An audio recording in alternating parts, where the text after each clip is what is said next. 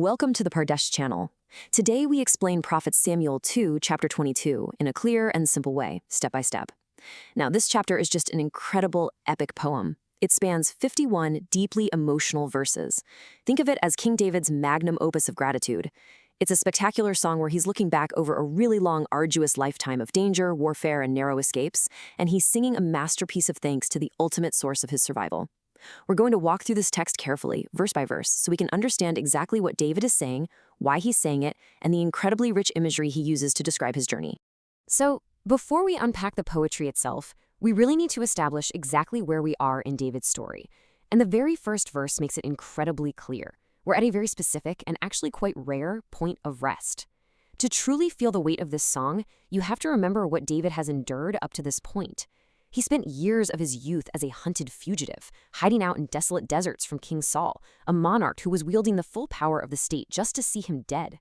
He's fought countless grueling hand-to-hand battles against formidable foreign enemies like the Philistines. And perhaps most painfully, he's faced devastating internal rebellions from his own people, even from his own son Absalom. But now, after decades of living in a constant state of high alert, he's finally at a point of peace. He is breathing a massive sigh of relief. Looking back at his survival and his hard-won victories, he dedicates this song of thanks directly to God. It's just so important to understand that this isn't a panicked prayer sung in the heat of battle. Rather, it's a thoughtful, beautifully structured reflection from a place of total safety, right after the dust of a turbulent life has finally settled. Right out of the gate, in verses 2 through 4, David unleashes the sheer volume of physical metaphors. He calls the Lord his rock, his fortress, his deliverer, his shield, his stronghold, and his refuge. Now, these aren't just abstract philosophical ideas, These are very tangible, solid, immovable things. We have to remember that David lived a very hard, intensely physical life in the rugged wilderness of the ancient Near East. He spent years hiding in actual rocky strongholds, in the crags of places like Ein Gedi, deep in dark caves, and behind literal physical barriers just to survive violent men who were actively hunting him down. So when he describes God's total protection here, he naturally uses the vocabulary of physical defense that he knows so intimately. He's making a very clear point. God wasn't just a nice, comforting thought. God was the actual impenetrable fortress that kept his heart beating when armies were actively trying to end his life. To truly grasp David's mindset here, we need to understand one specific ancient image he brings up in verse 3, the horn of salvation. Now, if you're just reading the plain text in English, you might accidentally picture a musical instrument, right? Maybe a trumpet or a ram's horn being blown. But actually, scratch that. We need to clarify this imagery based on the world David actually lived in. In the ancient Hebrew context, a horn symbolizes the raw, intense, piercing strength of a wild animal, like a wild ox. In the pastoral society of that time, the horn represents an unbreakable, aggressive defense and overwhelming saving power. So by calling God the horn of his salvation, David means that God is the unstoppable, fierce force that literally gores and pushes back David's attackers.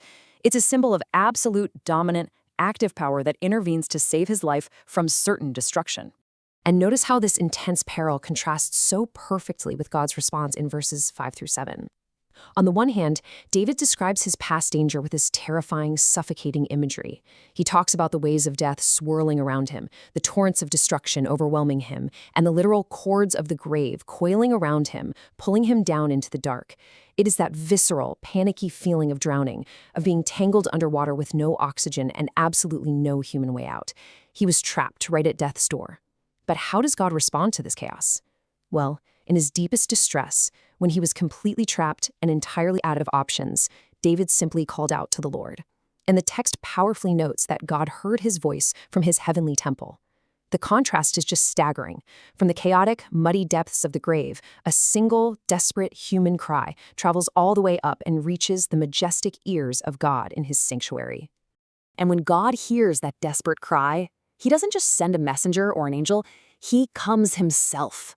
In verses 8 through 12, we see the dramatic, cosmic arrival of God. The physical universe violently reacts to his presence. The earth trembles and quakes. The very foundations of the heavens shake. Why? Because God is angry. He is absolutely enraged at those unjustly attacking his anointed servant. The text describes smoke rising from his nostrils and consuming fire coming from his mouth. Imagery meant to convey overwhelming, unapproachable divine fury. It literally says he parted the heavens and came down. Dark clouds were under his feet. This is a spectacular, earth-shattering arrival. It's highly reminiscent of God's descent on Mount Sinai. The point David is making here is that the entire physical universe simply cannot remain still when the Creator steps into the earthly timeline to save one single man. This brings us into the astonishing details of the divine rescue operation, detailed in verses 13 to 16, and the imagery here is absolutely awe-inspiring. The text uses extreme weather events to describe exactly how God fights for David. Out of the brightness of God's presence, bolts of lightning blaze forth.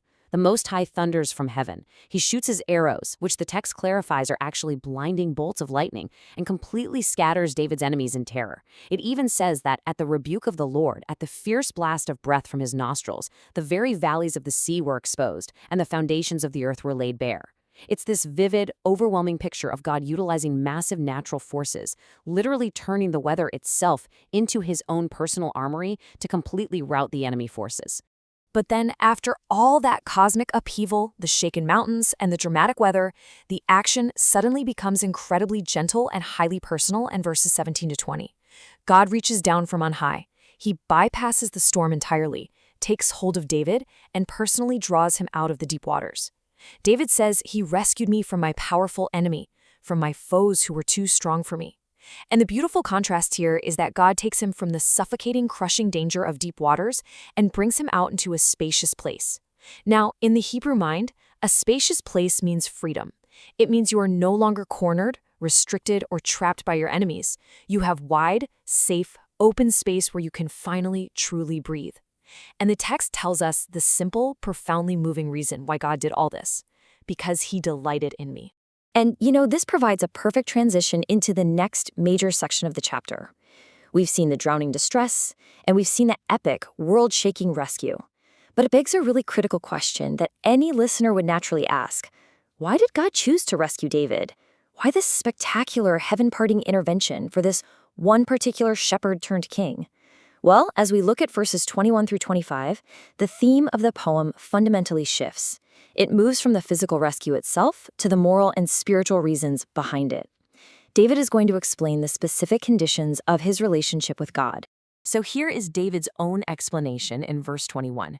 He confidently declares, "The Lord has dealt with me according to my righteousness. According to the cleanliness of my hands, he has rewarded me." Now, reading this strictly in its plain, simple meaning, the Peshat, we have to be careful not to misunderstand him here. David is not claiming to be some perfect divine being who has never made a single mistake in his entire life. Rather, he's stating a factual reality about his behavior during his specific trials. He's stating that in his long, bitter conflicts, especially with King Saul, he kept God's laws, he stayed blameless in his conduct toward his enemy, he absolutely refused to use wicked, murderous tactics, like remember when he had the chance to assassinate Saul in a cave, but chose to spare him instead? That's what he's talking about. When David talks about the cleanness of hands in verses 22 through 25, we need to clarify that this simply means living an honest, faithful life dedicated to God's commandments without turning away to do evil. Our hands are literally what we use to act in the world. David says, "I have kept the ways of the Lord. I have not done evil by turning from my God. All his laws are before me." Think about it. During all those desperate years of running and hiding out in the wilderness, it would have been incredibly easy to turn to deceit, to murder his rivals in their sleep, or to just abandon God's ethical laws for a quick, bloody military advantage. But David didn't. He kept his actions pure. He trusted the process. And he recognizes right here that his dramatic rescue was God's direct, proportionate reward for that steadfast, unwavering loyalty. David breaks this down clearly to illustrate a very simple, core biblical principle detailed in verses 26 to 28. It shows us that God essentially mirrors our behavior. To the faithful, God shows himself faithful. To the blameless, he shows himself blameless. To the pure, he shows himself pure. But conversely, to the crooked, God shows himself shrewd. That means if someone tries to be twisted and treacherous, God is going to outmaneuver them entirely. You save the humble, David says, but your eyes are on the haughty, the proud and arrogant, to bring them low. It's honestly like a fundamental law of spiritual physics in the biblical text. The way you choose to treat God and treat others is exactly how God will ultimately deal with you. As we move into verses 29 through 32, we see that God's protection is not just defensive, it is intensely empowering. God provides not just a rescue from danger, but the very light and strength David needs to go on the offensive and overcome impossible obstacles. David praises God, saying, "You are my lamp, O Lord. "The Lord turns my darkness into light." In the confusing, dark fog of war and the incredible complexities of ruling a nation, God provides the moral and tactical clarity to see the right path. And with that divine illumination and help, David says he can advance against a whole troop of enemy soldiers. He can literally leap over a fortified city wall. God is a flawless shield who actually gives him the superhuman power to conquer his adversaries. This empowerment continues as God actively equips the king for battle in verses 33 to 37. God physically and tactically prepares David for absolute success, acting almost like his ultimate combat instructor. David says, "God arms me with strength. He makes my feet like the feet of a deer," which means he gives David this incredible agility and stability, allowing him to stand firm on dangerous, high cliff edges without falling, which is absolutely a crucial skill for a warrior in the rocky terrain of Israel. God trains my hands for battle so effectively that David says his arms can bend a heavy bow of bronze, which requires immense core strength. And I just love this specific detail. David says God broadens the path beneath me so that my ankles do not turn. God meticulously secures his footing so he won't stumble or twist an ankle when the fight gets really intense and chaotic. Because of this meticulous, divine equipping, the tone shifts dramatically in verses 38 through 43 to absolute, undeniable victory. Because God has armed him with such incredible strength and perfect footing, David outlines the total defeat of his enemies. He pursued them and he destroyed them. He says, "I crushed them completely, and they could not rise, they fell beneath my feet." God made his adversaries bow in total submission and made his enemies turn their backs in full fright. There is absolutely no ambiguity here. This is not a ceasefire or a temporary truce. It is a complete, definitive triumph over those who sought to destroy him. We see the harsh, undeniable finality of this victory in verse 43. The text tells us that his enemies cried for help, but there was no one to save them. They even hypocritically cried out to the Lord, but he did not answer them, because they were the wicked aggressors who had chosen violence in the first place. And then David uses very raw, plain language to describe their end. He says, "I beat them as fine as the dust of the earth. I pounded and trampled them like mud in the streets." In the ancient world, this idiom meant the total, irreversible pacification of the armies that sought to kill him. The threats from surrounding nations were entirely, permanently eliminated. They were flattened. Verses 44 to 46 detail an incredible shift in David's life, his rise to global leadership following these victories. God's deliverance elevated David from a hunted fugitive hiding in caves to a universally respected and honestly feared monarch. David says God preserved him from the attacks of his own people, ensuring stability at home. But God went much further than that, establishing him as the head of nations. People David didn't even know became subject to him. The text says foreigners come cringing to him, submitting and obeying him the moment they hear his orders, purely out of awe of his God-given mandate. His enemies lose heart and come trembling out of their strongholds. He is recognized far and wide as a dominant, unassailable global power. This incredible retrospective brings us directly to the emotional climax of the chapter in verses 47 through 50. After recounting this epic, lifelong journey, from suffocating in the cords of the grave to sitting securely on the throne of nations, David bursts into a magnificent public declaration of praise. "The Lord lives, praise be to my rock, exalted be God, the rock my Savior." He makes it absolutely clear to everyone listening that God is the one who avenges him, who subdues nations under him, and who ultimately sets him free from his enemies. Because of this monumental, lifelong deliverance, David vows to praise God among the nations and sing praises to his name forever. He wants the whole world, not just his own people, to know exactly who is responsible for his success. This brings us to the final verse of the chapter, verse 51, where David beautifully summarizes the entire relationship by saying, "He gives his king great victories. He shows unfailing kindness to his anointed, to David and his descendants forever." This is the ultimate enduring takeaway of the song. The kindness and deliverance God showed David was not just a one-time historical event.